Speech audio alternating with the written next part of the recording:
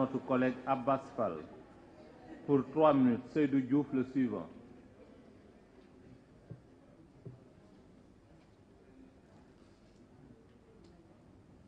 Merci beaucoup, Président. Salam alaikum. Monsieur le ministre, monsieur le ministre de l'économie, de collaborateurs. C'est vrai que 3 minutes barréoul. Je suis venu avec une batterie de questions pour éclairer les Sénégalais sur quelques points. Monsieur le ministre, vous avez dit dans le rapport, nous avons dit effectivement que ce budget est historique. Le malheureusement commission, c'est vrai, il est historique, et j'espère aussi que de façon historique, cette année-ci, que ce budget-là, en termes de prévision de recettes, doit atteindre un niveau historique. Je l'espère. Je vous le souhaite. Donc, ce budget est historique dans la mesure où c'est la dernière loi de finances proposée par le président de la République qui ne sera pas candidat à sa propre succession et qui va l'exécuter pendant seulement 3 mois, monsieur le ministre. Notre collègue Ibrahim Diop, c'est vrai, avait un peu quelques préoccupations par rapport à l'utilisation de ce budget-là pendant les 3 mois. Moi, la question que je voulais poser, moi, peut-on avoir des précisions sur les projets spécifiques qui seront réalisés pendant cette période?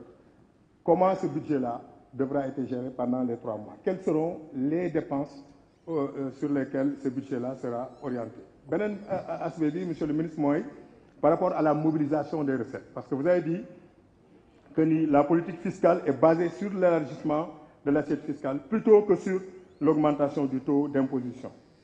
Mais jusqu'à présent, monsieur le ministre, vous n'avez pas parlé des détails sur les mesures que vous allez prendre spécifiques pour lutter contre la fraude et l'évasion fiscale.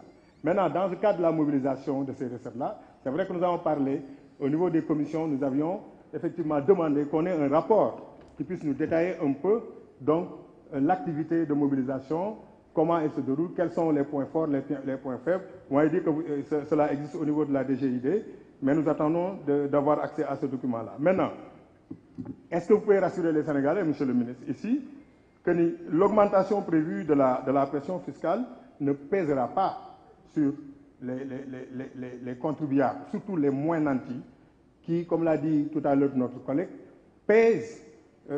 subissent les affres de la pauvreté et d'autres affres que je ne vais pas citer parce que j'ai 3 000. La TVA, monsieur le ministre, sur la prestation des services numériques, par exemple, je ne sais pas, je n'ai pas compris pourquoi cette TVA, mais vous savez que les Sénégalais utilisent le numérique de façon extraordinaire maintenant.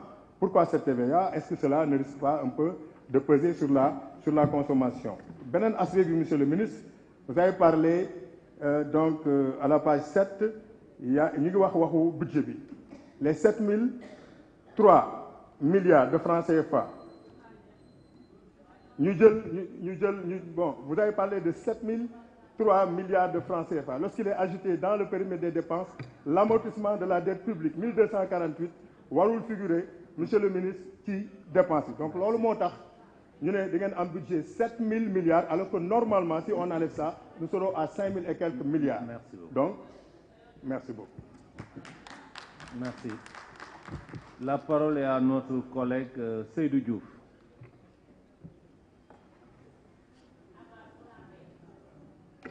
Je vous remercie, Monsieur le Président. Monsieur le ministre, votre trajectoire personnelle est la preuve que le budget de l'État transcende les régimes politiques.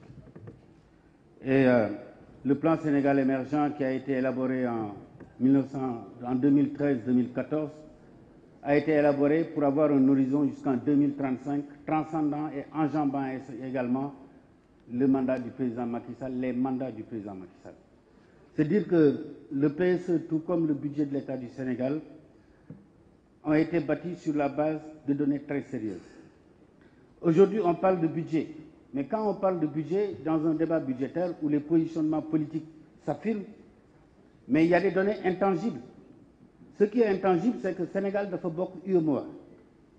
te tey boo xoolee UEMOA bu ñu xoolee croissance PIB ñu xool volume global PIB pays UEMOA yi Côte d'Ivoire moo ci jiitu ak 46 000 milliards. Sénégal moo ci topp avec 19 000 milliards ñu am projection pour yokk ko à partir d'un rebasing Burkina Faso moo ci topp Mali moo ci topp Niger moo ci topp et cetera ki ci gën a ndawlee mooy Guinée-Bissau donc ñun suñu robustesse économique dafa feeñ ci suñu capacité à développer une activité économique qui permet une croissance et une construction du produit intérieur brut muy benn bu ñu xoolee wàllu dépense yi nga xam ne moom la ñuy def Côte d'Ivoire tey ak 46 000 milliards ci wàllu PIB am Côte d'Ivoire tey boo xoolee budget pour 2024 mu ngi toll ci 9 688 milliards Sénégal moo ci topp avec les 7 000 milliards d'ailleurs sur les 7 000 milliards nañ ko wax loi organique moom moo tënk naka la ñuy tabaxee budget loi organique moo la wax article 27 ne la sa ressource de trésorerie mu ngi composé wu des emprunts à court et moyen terme mu ngi composé wu des cessions d'actifs mu ngi composé wu des dépôts des correspondants loolu boo koy budgétiser da nga koy budgétiser ci suuf mais ni mu la ko waxee ci article 27 ci ressources yi noonu la lee boo demee ci charge de trésorerie article 28 boo calculer say dépenses yëpp li nga xam ne moom nga jëmale ci waayu fay bor ak dépensé ko loolu ak dépense su compte de correspondant yi loolu yëpp da nga koy def ci suuf loolu moo tax nga am équilibre budgétaire bi nga am loolu yëpp nag dafa bokk ëmb mu nekk ci budget bi donc li nga def ci ni nga tabaxee sa budget da nga respecter les dispositions des articles 27 et 28 de la loi organique relative aux lois de finances. Monsieur le ministre bërki Dembo Ndiaye la fi FMI jógee FMI bi mu ñëwee fii en revue ci agrégat yi ngeen d'accord woon yëpp daf ci ànd moo tax programme bi nga xam ne Sénégal am na ko am FMI ci at yi ñu jëm ñetti at yi ñu jëm ba 2025 FMI prévoir la 1150 milliards te ci loolu juin décaissé nañ ci 130 ou 140 milliards ñuy waaj a décaissé comme ni ko rapport bi waxee 166 milliards au 14 décembre mais programme boobu jéggi na régime président Macky Sall li nga xam ne nag moom la ñu war a wax mooy am nañ ay points de surveillance parce que robustesse suñu cadrage budgétaire mu ngi dépendre si suñu capacité ñu mobiliser ay ressources stratégie de recette à moyen terme bi mu ngi en cours demoon na ba jël benn envol Covid bi ñëw freiné ko mais terewul ñu ngi nekk di augmenter suñu capacité de mobilisation de ressources parce que suñu véritable enjeu yi ñu am ñun pays en développement mooy la capacité de nos États à mobiliser des ressources internes pour le financement de notre propre développement, ce qu'on appelle communément la souveraineté budgétaire. Or, cette souveraineté, elle est en marche pour le Sénégal. leneen li nga xam ne mën nañ ko wax pour ñu yokk suñu budget te wax nañ ko en commission mooy ñu am point de surveillance sur les exonérations fiscales naam tey modernisation avec le PROMAT, la douane est en train de se moderniser. La DGID avec le programme Yaatal ñu ngi élargir l'assiette parce que élargir l'assiette nag moom moo gën yokk impôt option moom pour yokk recette fiscale moom ñaar la rek soit da nga yokk impôt wala nga élargir assiette boo yokkee impôt di nga indi gàllankoor ci entreprise yi boo élargir assiette mooy ñi daawul fay dañuy fay te loolu mooy la quintessence de l'idée du programme Yaatal porté par la DGID.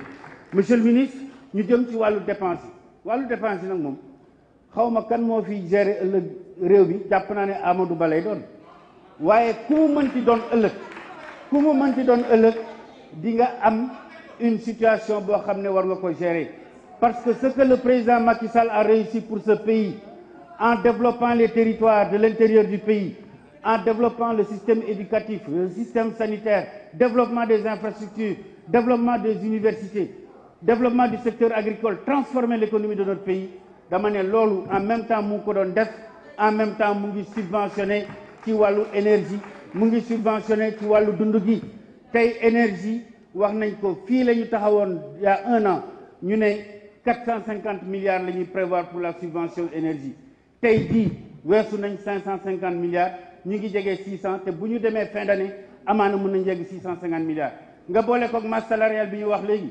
1400 milliards ça veut dire qu'il va falloir faire des choix un meilleur ciblage des subventions pour que ñi ko yee loolu mën koo jot et dans le même temps yéen a ngi def subvention 43% des dépenses de l'État aujourd'hui ont une portée sociale te boo xoolee budget 2024 bi bourse de sécurité familiale yi dinañ ko jëlee 30 yóbbu ko 52 PUMA bi dinañ ko renforcer CMU dinañ ko renforcer moo tax ma ne pour être plus juste et plus équitable il faut que subventions yi ñuy def ci wàllu secteur de l'énergie ñu cibler ko pour que ñi gën a néew doole bénéficier wu ko liñ ci am comme économie ñu jagleel ko le développement des territoires le programme d'équité sociale et territoriale loolu mooy la marche de l'État bi nga xam ne incontestablement Sénégal quel que soit le schéma de post 2024 foofu la ñu war a jëm.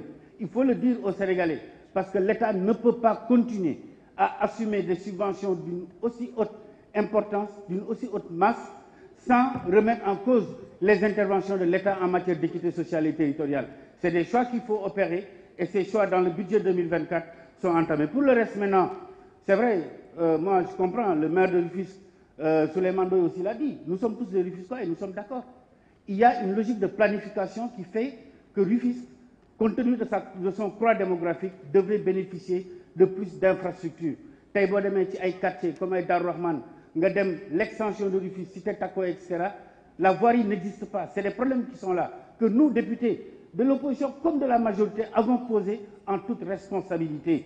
Il faut que l'équilibre dans les investissements de l'État puisse davantage être affirmé et nous n'avons aucun doute. Maintenant, je termine pour dire simplement que le Sénégal est à la croisée des chemins. Le président Macky Sall, aujourd'hui, on vote un budget qu'il ne va pas exécuter comme président de la République.